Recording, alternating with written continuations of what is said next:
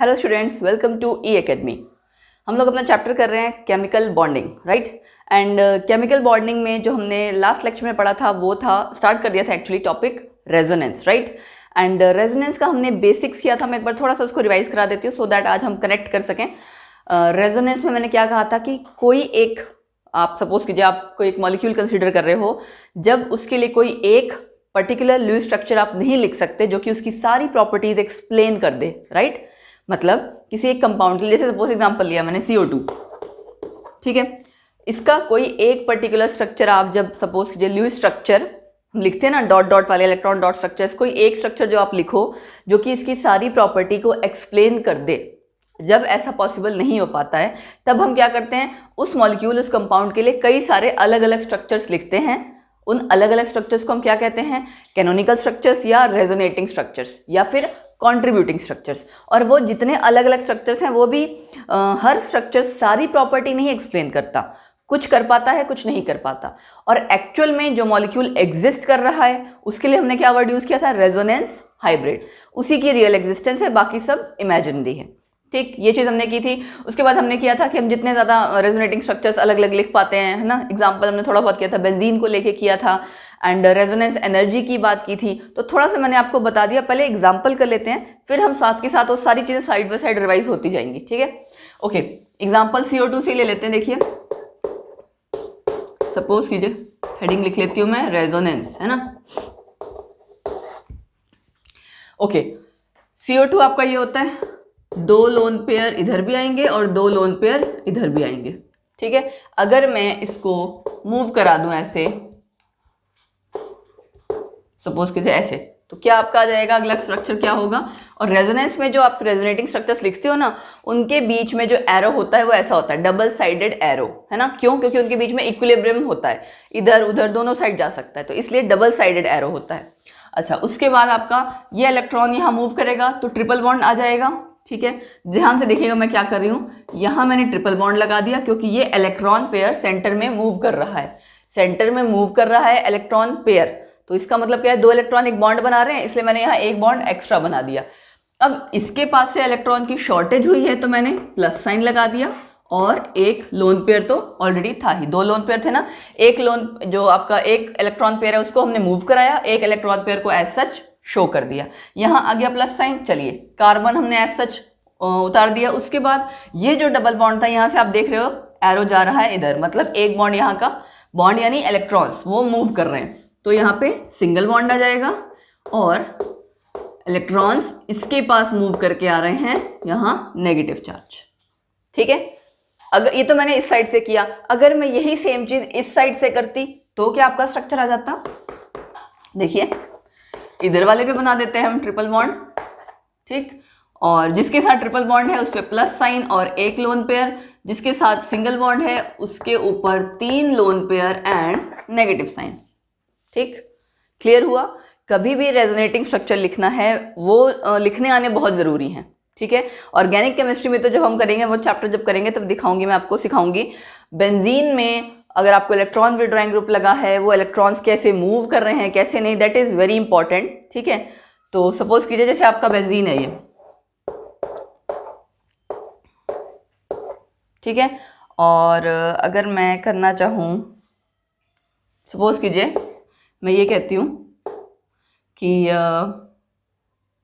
Electron withdrawing group लगता है या इलेक्ट्रॉन डोनेटिंग ग्रुप। एनीवेज, इसको अभी यही रहने देते हैं क्योंकि अगर ये होगा तो इसके साथ और कई सारे कॉन्सेप्ट्स आ जाएंगे ऑर्गेनिक केमिस्ट्री वाले। सो इस चीज़ को एक्सप्लेन करना अभी टॉपिक लंबा खिंच जाएगा, ऑर्गेनिक केमिस्ट्री बीच में आ जाएगी, हमारा जो चैप्टर है वो रह जाएगा। तो इसके लिए आप फिलहाल जस्ट ये समझ लिए कि हमने बेंजीन के जो नॉर्मल स्ट्रक्चर किए थे ना, ये बॉन्ड्स तीन इस जगह थे, तो इसको अगर मैं मूव करवा दूँ, डीलोकलाइज करवा रहे हैं हम इलेक्ट्रॉन्स को, तो उसके लिए हमने क्या किया, ये बॉन्ड इधर मूव करके आया, ऑल्टरनेट दिस वे, ठीक है। और इसको अदरवाइज तीसरी तरह से हम कैसे शो करते हैं, इलेक्ट्रॉन क्लाउड आपका सारे कार्बन एटम्स पे स्प्रेड है, ठीक है। इलेक्ट्रॉन क्लाउड सारे कार्बन एटम्स पे वो नेगेटिव चार्ज स्प्रेड है, डिस्पर्स्ड है, फैला हुआ है, ठीक। ओके, हमने कहा था कि आपका उसके बाद की रेजोनेटिंग स्ट्रक्चर जो हम लिखते हैं उसमें क्या चीज़ें ध्यान देने की होती है, पोजीशन ऑफ एटम्स कहीं भी चेंज नहीं हो रहे हैं। आपने देखा ना, पोजीशन ऑफ एटम्स कहीं नहीं चेंज हो रही है। ये वाला कार्बन है तो यही है, यहाँ पे भी सेम वैसे ही है। क्या चेंज हो रहा है? सिर्फ पोजीशन ऑफ इलेक्ट्रॉन्स चेंज हो रही है। ये देखो इलेक्ट्रॉन्स मूव कर रहे हैं हमारे। उसके बाद हमने क्या कहा था कि अनपेयर्ड इलेक्ट्रॉन, हर जितने भी आप रेजोनेटिंग स्ट्रक्चर लिखोगे उसमें टोटल सेम ही होने चाहिए। जैसे यहाँ आपके पहले वाले स्ट्रक्चर में 1 2 3 4 4 थे ना, यहाँ देखो यहाँ भी 4 है, इधर भी 4 है, तो total number of unpaired electrons, electron pairs overall एक ही बात है, मतलब वो सेम होने चाहिए। ठीक है। अच्छा, उसके अलावा हमने क्या कहा था? एनर्जी की बात की थी, है ना।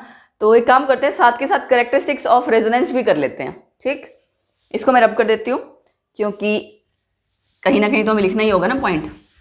इसके बाद हमारे 2 टॉपिक्स रह जाएंगे इंपॉर्टेंट इस चैप्टर के। एक तो हमारी पूरी वो काफ़ी इंपॉर्टेंट थ्योरी है मॉलिक्यूलर ऑर्बिटल थ्योरी, और दूसरा हाइड्रोजन बॉन्डिंग। दोनों पे ही बहुत क्वेश्चंस पूछे जाते हैं एग्जाम में, मतलब आई मीन एमसीक्यूज के फॉर्म में भी एंड सब्जेक्टिव के फॉर्म में भी। तो मैं कह रही थी characteristics of resonance,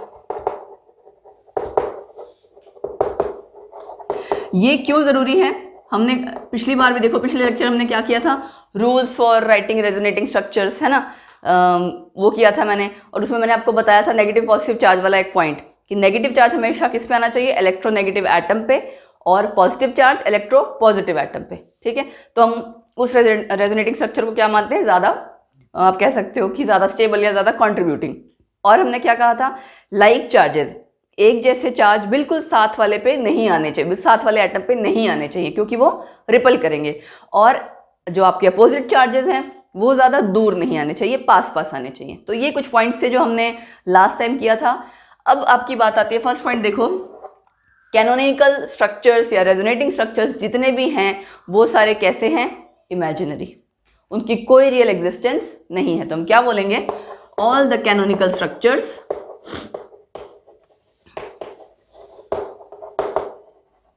all the canonical structures are imaginary।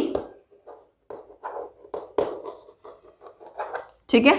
Only resonance hybrid, मैंने कहा था ना रेजोनेंस हाइब्रिड क्या है?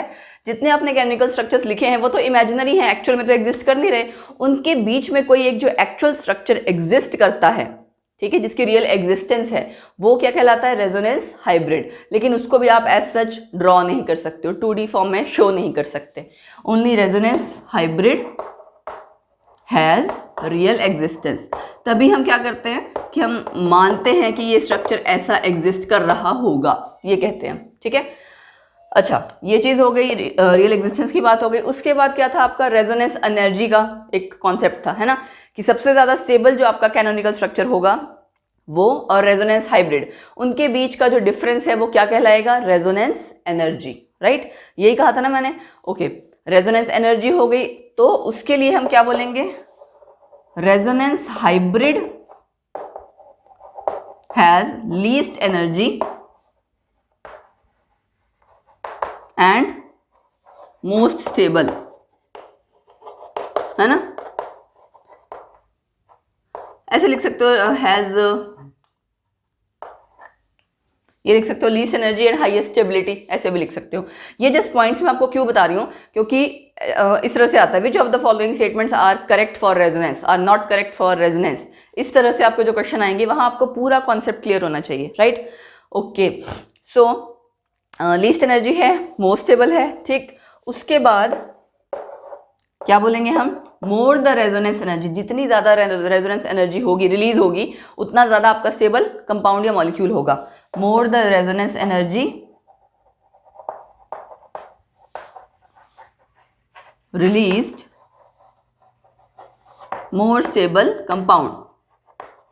ठीक है, शॉर्ट में लिखा मैंने। उसके बाद नेक्स्ट पॉइंट क्या आ गया?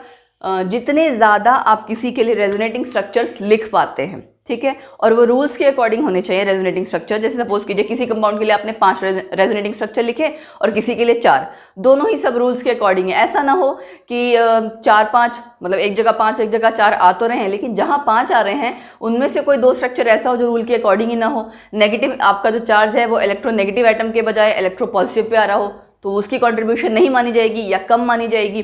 ठीक है, या फिर ऐसा हो कि कंट्रीब्यूशन को लेके जैसे हम बात करते हैं तो इलेक्ट्रॉन्स का जो रोल है मूव कर रहा है वो प्रॉपर ना हो, चार्ज को लेके, है ना, पास पास चार्ज हैं, दूर हैं। तो मैंने आपको जो रूल्स बताए थे ना, एक तरह से rules for writing resonating structures, उनको अगर वॉयलेट कर रहा हो, वॉयलेट करना मतलब अगर वो रूल फॉलो नहीं हो रहे होंगे और बिना फॉलो किए 5 स्ट्रक्चर आ रहे हैं, तो आप उनमें से सिर्फ वही स्ट्रक्चर पिक करेंगे जो रूल्स के अकॉर्डिंग होंगे। ठीक है, तो जब भी आपको किसी दो का कंपैरिजन आए, आप रेजोनेटिंग स्ट्रक्चर लिखिए। उसके बाद बेसिकली ऑर्गेनिक के लिए ज़्यादा काम आएगा जो मैं अब कॉन्सेप्ट बता रही हूँ। आपको रेजोनेटिंग स्ट्रक्चर्स लिखने हैं और लिखने के बाद आपको चेक क्या करना है कि सारे रूल्स के अकॉर्डिंग हैं या नहीं हैं। उसके बाद अगर सब रूल्स के अकॉर्डिंग हैं तो जिस कंपाउंड के आप ज़्यादा रेजोनेटिंग स्ट्रक्चर लिख पाते हैं वो ज़्यादा स्टेबल होता है। ठीक है, तो क्या पॉइंट आ गया?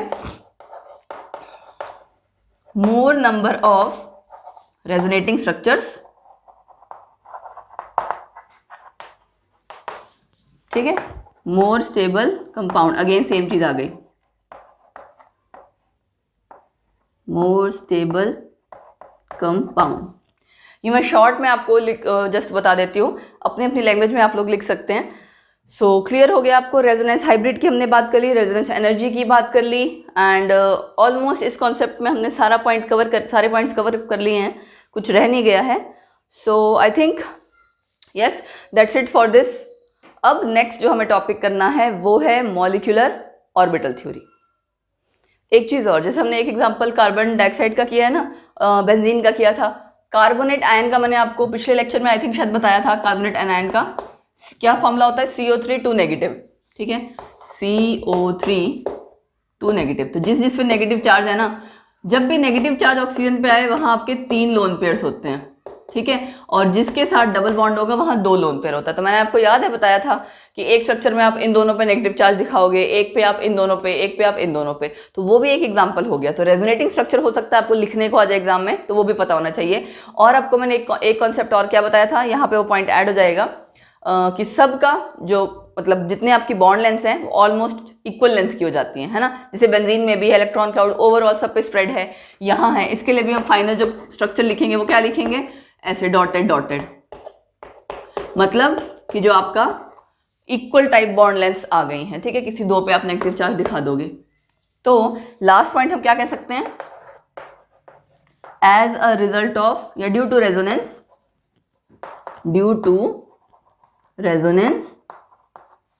all the bond lengths are equal। ठीक है, all bond lengths are equal।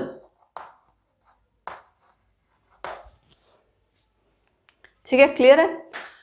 सो ठीक है, अब रेजोनेंस में और कुछ नहीं रहा। चलिए मूव करते हैं मॉलिक्यूलर ऑर्बिटल थ्योरी पे। ये थ्योरी दी थी हुंड्स एंड मुलिकन ने। हम 3 थ्योरीज पढ़ चुके हैं, रिवाइज करा देती हूँ। ल्यूइस अप्रोच वाली थ्योरी की थी हमने, ठीक है। उसके बाद हमने की थी VSEPR theory and valence bond theory. 3 theories करी हैं। अब चौथी हमारी आ गई है molecular orbital theory. So molecular orbital theory किसने दी? Hund's and Mulliken. आपने किया था ना Hund's rule of maximum multiplicity, ये वही वाला है साइंटिस्ट। मॉलिक्यूलर ऑर्बिटल थ्योरी, ठीक है। अभी मैं इसको साइलेंट फीचर्स हमें इसके करने हैं, यानी कि main points by Hund and Mulliken. ये साइंटिस्ट के नाम है, इसलिए थोड़े से अजीब लग रहे होंगे सुनने में, कोई बात नहीं। मॉलिक्यूलर ऑर्बिटल थ्योरी देखिए हमारी क्या कहती है। इसके हम पॉइंट्स करते हैं स्टार्टिंग से, मैं लिखती भी जाऊंगी और समझाती भी जाऊंगी। एटॉमिक ऑर्बिटल्स आपने किए थे ना, एटम के क्या हैं? Atomic orbitals. वैसे ही मॉलिक्यूल्स के क्या होंगे? Molecular orbitals. ठीक है, तो जब एटॉमिक ऑर्बिटल्स कंबाइन करें और अपनी आइडेंटिटी लूज कर दे, ठीक है, एटॉम, ये याद रखना, आइडेंटिटी लूज कर दे वाला पॉइंट। एटॉमिक ऑर्बिटल्स कंबाइन कर जाएं एंड आइडेंटिटी ओवरलैप करें, कंबाइन करें, आइडेंटिटी लूज कर जाएं, नए ऑर्बिटल्स बनाएं, तब उन्हें हम क्या कहेंगे? Molecular orbital. एक चीज, एक कॉन्सेप्ट समझिए। सपोज कीजिए कि दो आपके अलग अलग एटम्स हैं, उनके ऑर्बिटल्स हैं, ठीक है। एक बार मैं इनको कंबाइन करवा रही हूं इस तरह से, और एक बार मैं इनको कंबाइन करवा रही हूं इस तरह से, ठीक है। ध्यान से देखिएगा, ऊपर वाले में क्या हो रहा है? ऊपर वाले केस में खाली ओवरलैप, सिर्फ ओवरलैप है। नीचे वाले केस में क्या है? ओवरलैप करके जो वो आउटर वाला एरिया है ना, पूरा इलेक्ट्रॉन क्लाउड, वो मिक्स हो गया है ना, यही शो कर रहा है ना ये। तो ये है आपकी मॉलिक्यूलर ऑर्बिटल थ्योरी के टाइप हिसाब से, और ये है वैलेंस बॉन्ड थ्योरी के अकॉर्डिंग। मतलब अगर दोनों में कोई पूछ ले डिफरेंशिएशन तो क्या है मेन चीज कि मॉलिक्यूलर ऑर्बिटल थ्योरी में एटॉमिक ऑर्बिटल्स कंबाइन करते हैं, ओवरलैप नहीं करेंगे। ओवरलैप का मतलब क्या होता है, जस्ट जो अपने ऊपर शो किया हुआ है थोड़ा सा पार्ट उसका शेयरिंग में जा रहा है। मॉलिक्यूलर ऑर्बिटल थ्योरी में पूरा कंबाइन करते हैं एंड नए ऑर्बिटल्स बन जाते हैं, ठीक। और एटॉमिक ऑर्बिटल्स अपनी आइडेंटिटी लूज कर देते हैं। तो पहला पॉइंट हमारा क्या आ गया, when atomic orbitals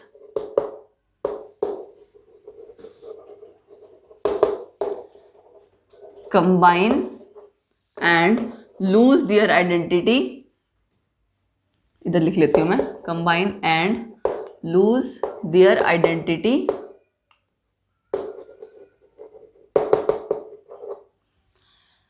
and form new orbitals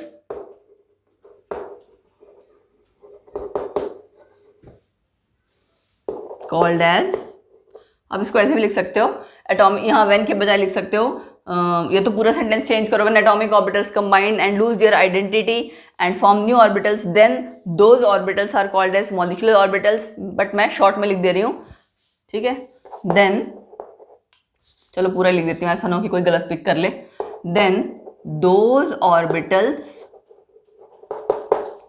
are called as molecular orbitals. I hope आपको valence bond theory and molecular orbital theory में डिफरेंस पता लग गया होगा कि दोनों में फर्क क्या है ना। एक पूरा नया आपका मॉलिक्यूलर ऑर्बिटल ही बन जा रहा है, वहां तो सिर्फ ओवरलैपिंग हो रही थी, ठीक। तो ये तो था आपका पहला पॉइंट जिसपे कि मेन पूरी थ्योरी बेस्ड है कि एक्चुअली हो क्या रहा है। अब अगली बात क्या आती है, जो एटॉमिक ऑर्बिटल्स थे उन्हें हम क्या मानते थे, एनर्जी स्टेट उस एटम की जिसमें कि इलेक्ट्रॉन्स फिल हो रहे हैं। ऐसे ही मॉलिक्यूलर ऑर्बिटल्स क्या है, energy states of the molecule जिसमें इलेक्ट्रॉन्स फिल होंगे, ठीक। तो हम क्या लिखेंगे second point, molecular orbitals are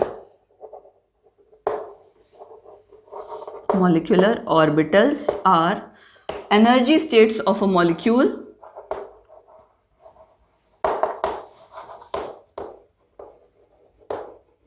in which electrons are filled, right? In which electrons are filled just like in atomic orbitals। ये मैंने शॉर्ट में लिख दिया, आपको मैंने बता दिया just like in atomic orbitals का मतलब कि जैसे atomic orbitals की भी एनर्जी स्टेट्स हैं उसमें भी इलेक्ट्रॉन्स की फिलिंग वैसे ही होती है जैसे कि यहाँ पे, ठीक।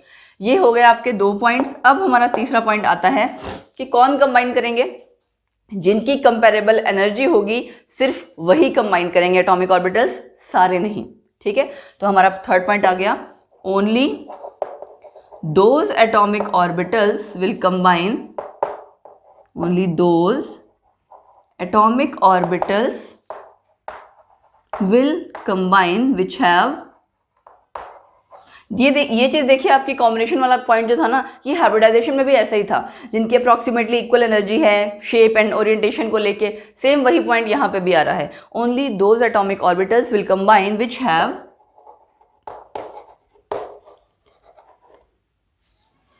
इक्वल एनर्जी या सिमिलर एनर्जी कह सकते हो एंड ओरिएंटेशन,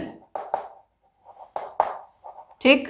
क्योंकि अदरवाइज सपोज करो अगर मैं ये कहूँ 1s और 2s को कंबाइन कराया जाए तो पॉसिबल नहीं है। 1s छोटा है, 2s बड़ा है, साइज का भी फर्क है, एनर्जी का भी फर्क है ना। और अगर मैं ये कहूँ 2s और 2p को कराया जाए, 2p में भी कौन सा, pz along the internuclear axis, px या py नहीं, क्योंकि px और py क्या है, परपेंडिकुलर टू इंटरन्यूक्लियर एक्सिस है। ये चीज हम हाइब्रिडाइजेशन में ऑलरेडी पढ़ चुके हैं, राइट। तो उसी की तरह से यहाँ पे भी आपका सेम पॉइंट आ जाएगा। अब बात आती है, जितने एटॉमिक ऑर्बिटल्स कंबाइन करेंगे उतने ही नए बनेंगे। अगर दो कंबाइन कर रहे हैं तो दो नए बनेंगे, तीन मतलब सपोज करो तीन एक साथ नहीं होते, इवन नंबर ही होता है, ठीक है। तो आपके इस तरह से कॉम्बिनेशन इस तरह से बनेगा। चलो सपोज हम फोर्थ पॉइंट फिर लिखते हैं, number of new orbitals, number of new orbitals, हाँ ये कहना चाहिए, number of new molecular orbitals formed is equal to number of atomic orbitals combined. Number of atomic orbitals combined. भी दो कर रहे हैं तो दो ही नए बनेंगे, ऐसा नहीं है कि खाली आपका एक बनेगा, ठीक है। क्यों आप ये सोचो कि दो को कंबाइन करके एक बन जाएगा, नहीं, दो बनेंगे, ठीक। ये तो आपके अभी बेसिक पॉइंट्स हो गए। इसी के बाद हमारे 4-5 पॉइंट्स लगातार अब और हैं उन ऑर्बिटल्स के बारे में जो बनेंगे, ठीक है। इसको मैं रब कर देती हूँ। 4 पॉइंट्स हमने लिख लिए हैं क्योंकि इसके काफ़ी सारे पॉइंट्स हैं थ्योरी के, तो हम इसको रब करके ऑब्वियसली हमें बार बार लिखना पड़ेगा। इसको मैं रब कर लेती हूँ, ठीक। बड़ी सिंपल सी थ्योरी है और इस पर क्वेश्चंस बहुत आते हैं लेकिन, ठीक है, तो इसीलिए इसको अच्छे से कवर अप करना ज़रूरी है। 4 पॉइंट्स हमने कर लिए। 5th पॉइंट क्या है?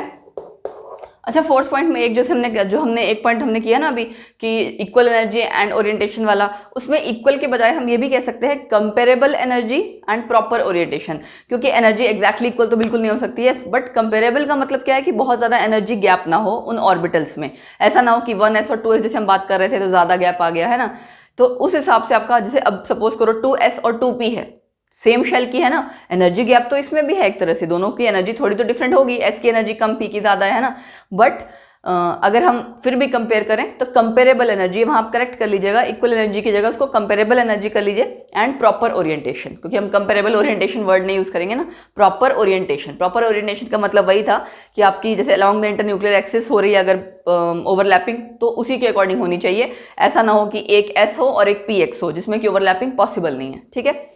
ओके, नेक्स्ट पॉइंट हमारा क्या है कि जैसे एटॉमिक ऑर्बिटल्स में हम क्या कहते थे कि प्रोबेबिलिटी बताता है ना वो इलेक्ट्रॉन की होने की अराउंड अ सिंगल न्यूक्लियस, यहाँ पे भी क्या होगा, molecular orbital tells about the probability of finding the electrons around group of nuclei. क्यों? क्योंकि हमारे कई सारे मॉलिक्यूलर ऑर्बिटल्स बन गए हैं, ठीक है, तो हम क्या बोलेंगे, molecular orbital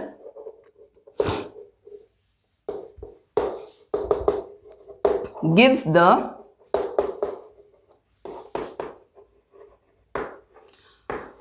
probability of finding the electron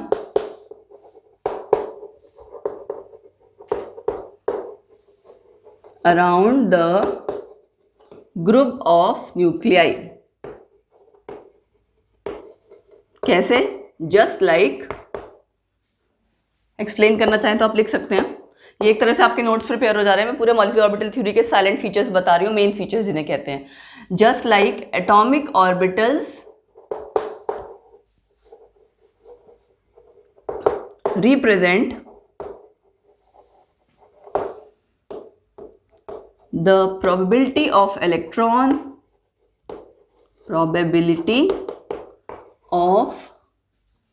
electron, around a single nucleus, ठीक है।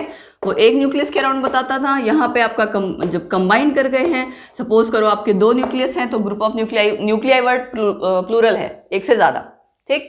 अच्छा, अब बात आती है कि सपोज आपके जो दो न्यू ऑर्बिटल्स बने, दो एटॉमिक ऑर्बिटल्स कंबाइन किए, दो नए आपके मॉलिक्यूलर ऑर्बिटल्स बने, तो जो दो टाइप के अलग अलग ऑर्बिटल्स बने हैं उन्हें हम क्या कहते हैं, bonding molecular orbitals and anti bonding molecular orbitals, ठीक है। द टू न्यू, टू भी नहीं कहना चाहिए एक्चुअली, हम टू का मतलब ये है कि दो टाइप्स के हैं, ठीक है, तो इसलिए टाइप्स बोलना जरूरी रहेगा। Two new types of molecular orbitals formed, molecular orbitals formed are bonding molecular orbital, मैं एमओ लिख दे रही हूँ शॉर्ट में, ठीक है, bonding molecular orbital and anti bonding molecular orbital, anti bonding molecular orbital, ठीक है। अब ये देखो नाम से पता लग रहा है बॉन्डिंग और एंटी बॉन्डिंग। बॉन्डिंग का मतलब क्या होगा कि वो जो दो, मैं आपको बताऊंगी, डिटेल में बताऊंगी कि एक्चुअली बॉन्डिंग और एंटी बॉन्डिंग का मतलब क्या है, बट नाम से पता लग रहा होगा एंटी बॉन्डिंग मतलब जहां बॉन्ड नहीं बन रहा, और बॉन्डिंग मतलब जहां बॉन्ड बन रहा होगा, सिर्फ इतना समझ लो अभी। तो जहां बॉन्ड बन रहा होगा इसका मतलब उसकी एनर्जी कम होगी और वो स्टेबल ज़्यादा होगा in comparison to anti bonding. तो नेक्स्ट पॉइंट हमारा यही आ गया। BMO लिख देते हैं, इसको शॉर्ट में यही बोलते हैं, BMO बॉन्डिंग मॉलिक्यूलर ऑर्बिटल और ABMO anti bonding molecular orbital, ठीक है, इसको शॉर्ट में इसी नाम से बोलते हैं। BMO bonding molecular orbital has lesser energy and more stability, किसके कंपैरिजन में, देन ABMO, ठीक है, क्लियर है। अब बात आती है कि हम इसको रिप्रेजेंट कैसे करते हैं, ठीक है ना, जैसे आप वहां 1s 2s 2p इस तरह से लिखते थे ना, इसको हम कैसे रिप्रेजेंट करते हैं, ये देखो, BMO बॉन्डिंग मॉलिक्यूलर ऑर्बिटल्स यानी कि आर रिप्रेजेंटेड बाय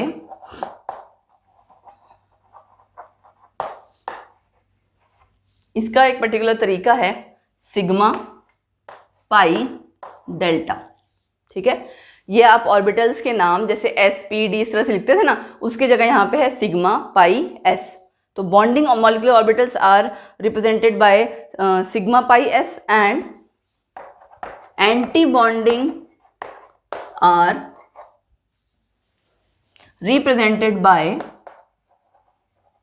अभी ध्यान से देखना क्या फर्क है, सिर्फ सिग्मा स्टार, ये ध्यान रखो, sigma star pi star delta star, मतलब जो एंटी बॉन्डिंग वाले आपके मॉलिक्यूलर ऑर्बिटल्स हैं उनके ऊपर हम स्टार जैसा साइन बना देते हैं, ठीक है, उनकी एनर्जी क्या है, ज़्यादा है, स्टेबिलिटी क्या है, कम है, ठीक। सो कितने पॉइंट्स हो गए हमारे, 8 पॉइंट्स। अब क्या पॉइंट रह गया हमारे पास, बॉन्डिंग मॉलिक्यूलर ऑर्बिटल्स की लेसर एनर्जी है, मोर स्टेबिलिटी है, ओके, रिप्रेजेंटेशन हमने बता दी।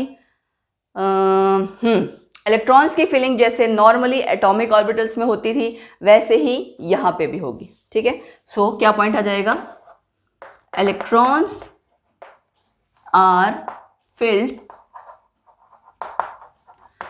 इन accordance to the rules just like in case of atomic orbitals, ठीक है, just like in case of atomic orbitals, ठीक है। सो ये हमारे 9 पॉइंट्स हो गए। रूल्स कौन कौन से थे, Aufbau principle, increasing order of energy में आपकी फिलिंग होगी, राइट, वो याद है, डायगोनल हमने डायग्राम सा बनाया था। अच्छा, उसके बाद आपका नेक्स्ट रूल था Hund rules of maximum multiplicity, जिसमें कि आपने में क्या कहा था, पहले सिंगली ऑक्यूपाइड होंगे फिर पेयरिंग करानी है, पेयरिंग उसके पहले तक नहीं होगी जब तक हर ऑर्बिटल में सिंगल सिंगल इलेक्ट्रॉन ना आ जाए। अच्छा, और था आपका पॉली एक्सक्लूजन प्रिंसिपल, राइट, कि सबके क्वांटम नंबर सेम नहीं होंगे, या फिर हम ये कहते थे कि एक एटॉमिक ऑर्बिटल में मैक्सिमम 2 इलेक्ट्रॉन आ सकते हैं, वही सेम चीज़ यहाँ पे भी है, सेम सारे रूल्स हैं जो यहाँ फॉलो होते हैं, ठीक है। तो ऑलमोस्ट हमारे सारे पॉइंट्स कवर हो गए। Let me check once, 2 new orbitals बन रहे हैं जिनको हम बॉन्डिंग एंटी बॉन्डिंग कहेंगे, ओके, आई थिंक सारे पॉइंट्स कवर हो गए। लेट मी चेक, कुछ रह तो नहीं गया, यस, हाँ एक चीज़ रह गई, हाँ, शेप है जो आपकी मॉलिक्यूलर ऑर्बिटल्स की, वो डिपेंड करती है जो कंबाइनिंग आपके एटॉमिक ऑर्बिटल्स हैं उन पे, ठीक है, कि ऑब्वियस सी बात है जब कि आपके मॉलिक्यूलर ऑर्बिटल्स जो बनेंगे वो किस तरह के शेप के होंगे, जैसे आपके जो कंबाइन कर रहे हैं उसी के अकॉर्डिंग, है ना। कहीं से आपका सपोज दोनों स्फेरिकल है तो स्फीयर जैसा हमने ड्रॉ किया था वैसा बनेगा, सपोज करो एक S एक P है तो उसके अकॉर्डिंग बनेगा, लोब्स में फर्क आ जाएगा। सो एक पॉइंट हम ये भी यहाँ ऐड कर सकते हैं, shape of molecular orbitals will be according to the combination of shape of molecular orbitals will be according to the combination of atomic orbitals, ठीक है ना, कि मतलब जैसे एटॉमिक ऑर्बिटल्स आप कंबाइन करोगे उसी के अकॉर्डिंग मॉलिक्यूलर ऑर्बिटल्स की शेप होगी, ठीक।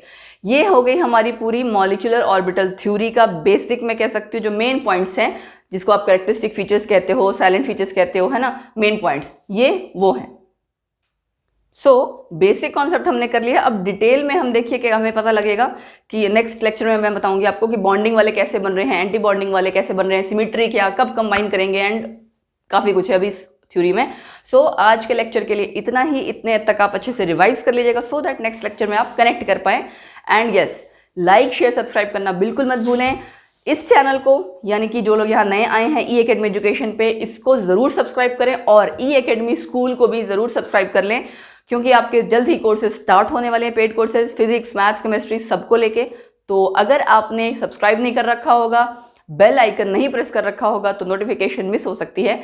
सो प्लीज़ नोटिफिकेशन सारी पाने के लिए बेल आइकन ज़रूर प्रेस करके रखें। And that's it for this lecture. Bye bye, take care.